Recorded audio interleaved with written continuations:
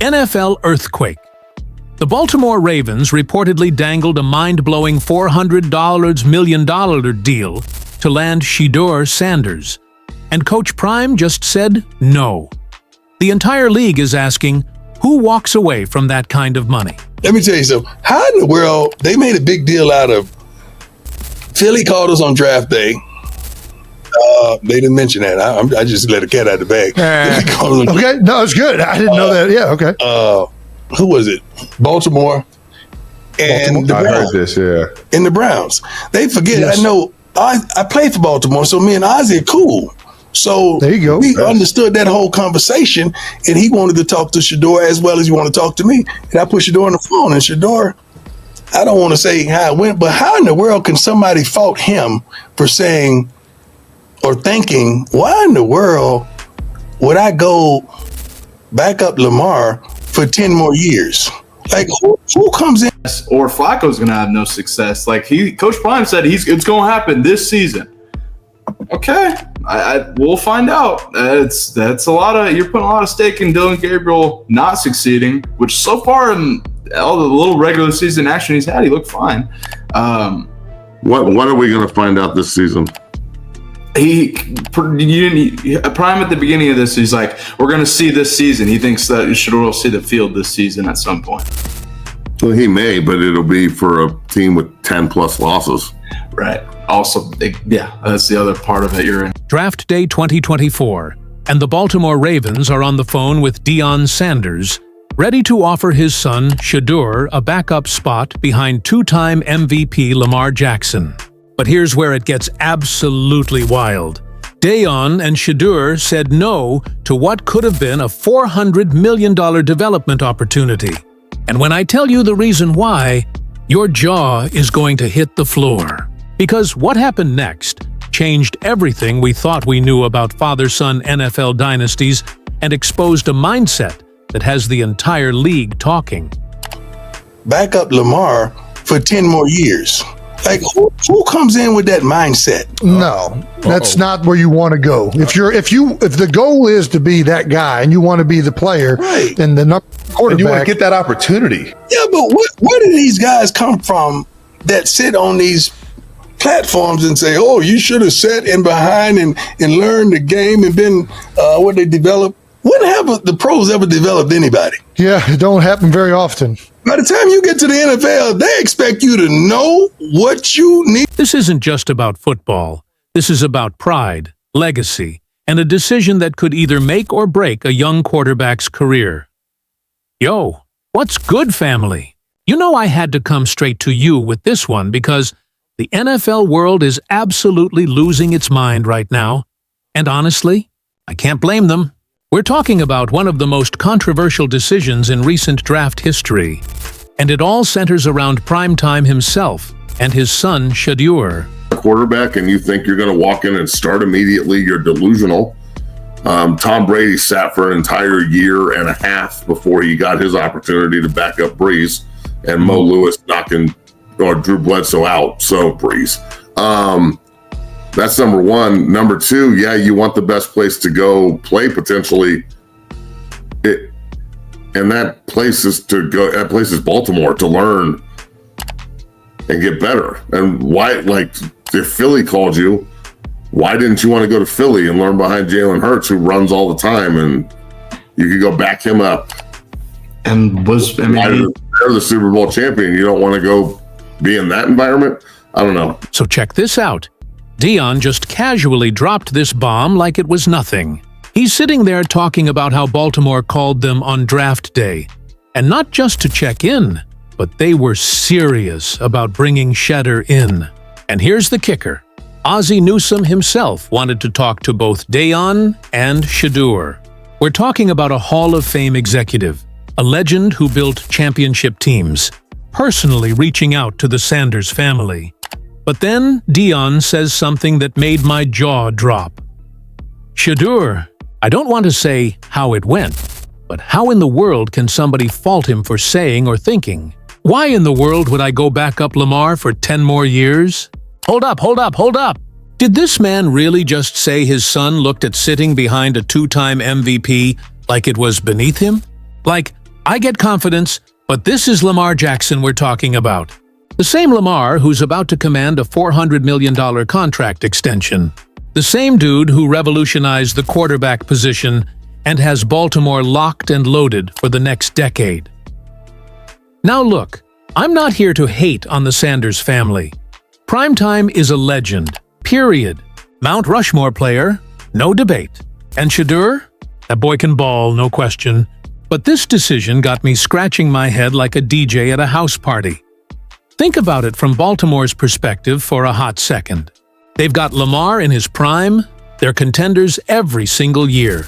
And they're looking for a developmental quarterback who can learn from one of the best dual-threat QBs in NFL history. That's not just a roster spot, that's a masterclass in quarterback development waiting to happen. But here's where it gets really interesting. And this is what's got everyone divided right now. Deion's mindset is all about being the guy, not a guy. And I respect that competitive fire, I really do. That's the mentality that made him prime time. But the question everyone's asking is, does that same mindset work for Shedeur in today's NFL?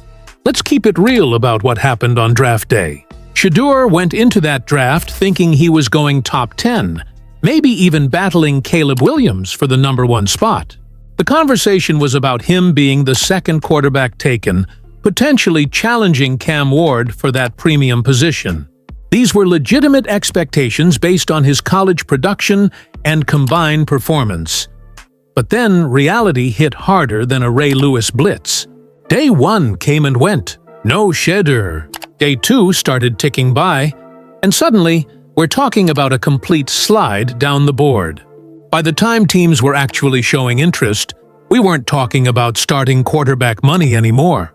We were talking about developmental contracts, backup roles, and the long road to even seeing the field. This is where the micro goals versus macro goals conversation becomes crucial. Yeah, Shedeur wanted to be a starter, wanted that first-round money, wanted to be the franchise guy. But when that didn't materialize, it was time to pivot. Time to think about opportunity differently. And here's what kills me about this whole situation. When you're sliding to the 5th round, you're not starting anywhere anyway. Less than 5% of quarterbacks drafted after the 2nd round even get a legitimate chance to start in their first few years. So whether you're in Baltimore behind Lamar or somewhere else behind another established starter, you're going to be watching and learning regardless. But Baltimore? That's different level learning, my friends. That's sitting behind a generational talent, studying film with a 2-time MVP, understanding what it takes to perform at the absolute highest level under the biggest pressure moments. Now, I know what some of y'all are thinking, but if he goes to Baltimore, he'll never see the field. And to that I say, hold on, let me school you real quick with some NFL history that might change your perspective. Aaron Rodgers. Remember that guy? He dropped in the draft, but he was still a first-rounder. This man sat behind Brett Favre for 3 years. 3 whole seasons of watching, learning, developing. And when his time came, he didn't just take the job, he dominated it. Hall of Fame career, multiple MVPs, Super Bowl champion. Steve Young sat behind Joe Montana for 4 years. 4 years behind, arguably, the greatest quarterback of all time. And when the 49ers had to choose, they shipped out the legend and kept the student. Steve Young went on to have his own legendary career. Tom Brady. Now this one hits different because Brady was a 6th rounder, even lower than where Shedeur was projected to go. He sat behind Drew Bledsoe, who at the time had just signed the first $100 million contract in NFL history. Drew Bledsoe wasn't some scrub, he was elite. He had that rocket arm, he was supposed to be the franchise for the next decade. But then injury struck, opportunity knocked, and Brady answered. The rest is history. 7 Super Bowl rings, and the GOAT conversation settled. Philip Rivers sat behind Drew Brees in San Diego. When Brees got hurt, and eventually moved on to New Orleans, Rivers stepped up and had a Hall of Fame caliber career. Patrick Mahomes rode the bench behind Alex Smith, who was having the best season of his career. Jordan Love waited behind Aaron Rodgers in Green Bay. You see the pattern here?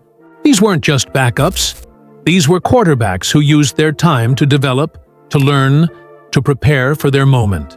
And when that moment came, they were ready. Now let's talk specifically about what Baltimore could have offered Shedeur. You're talking about learning from a quarterback who completely redefined the position. Lamar Jackson didn't just adapt the read option to the NFL. He perfected it. He made defensive coordinators lose sleep at night, trying to figure out how to stop him. Imagine Shedeur in that quarterback room, studying how Lamar reads defenses pre-snap, how he identifies blitzes, how he manipulates linebackers with his eyes and his movement. That's not just football education. That's a PhD program in modern quarterbacking. And let's talk about the Ravens organization itself. This is one of the most stable, well-run franchises in the NFL.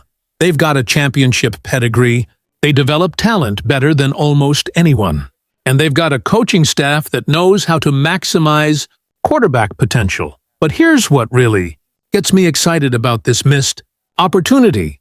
The Ravens' offensive system is perfect for a quarterback with Shedeur's skill set.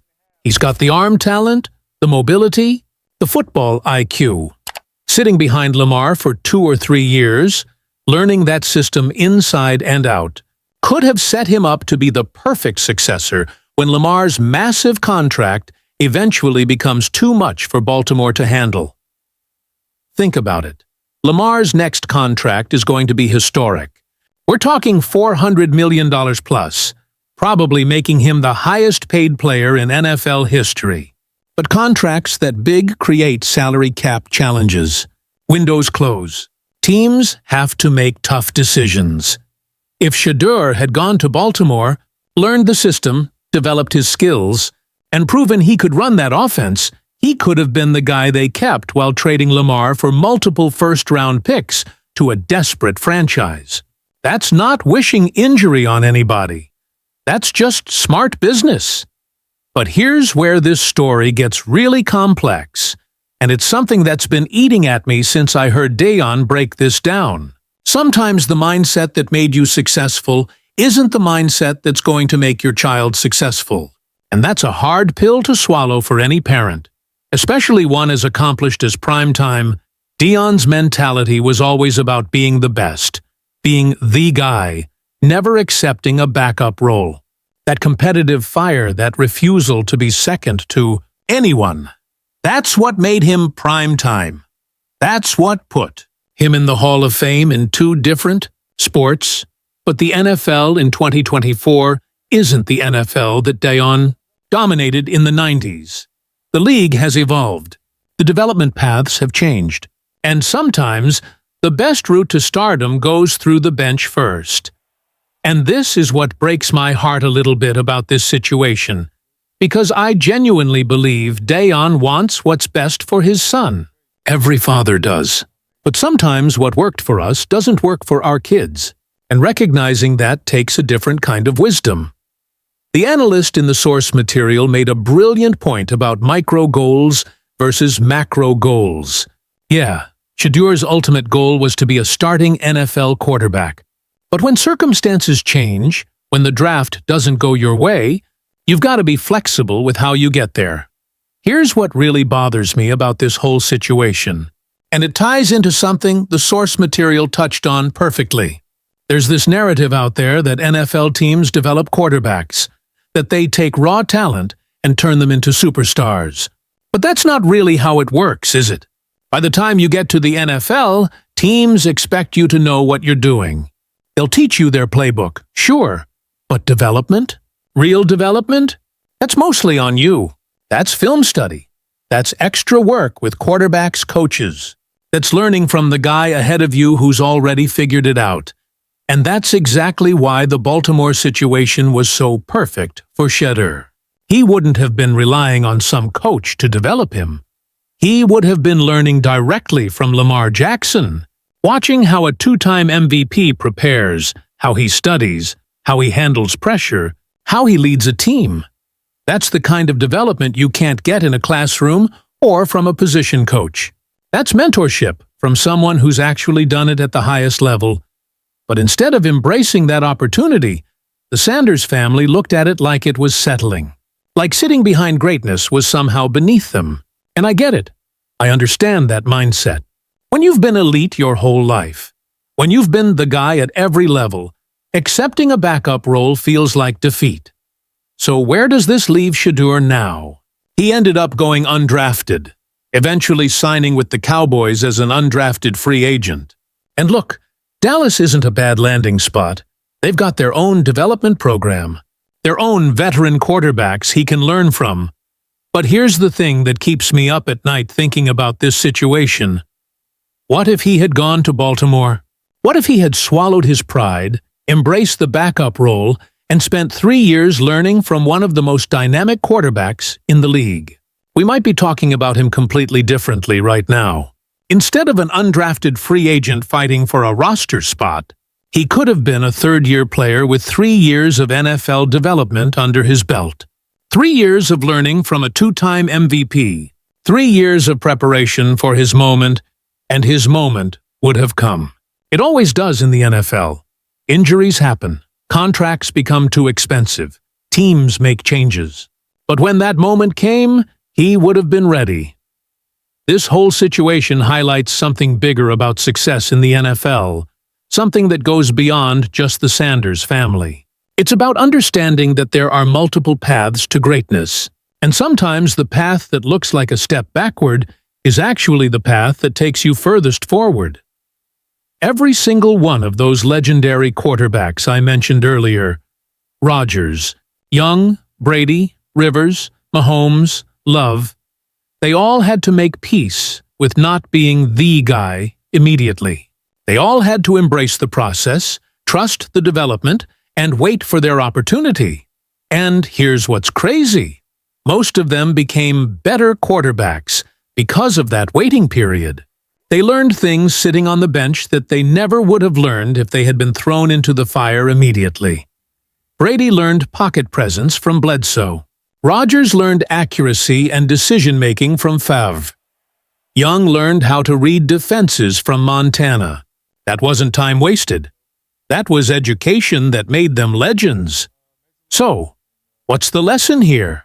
What can we take away from this whole situation that applies to more than just football?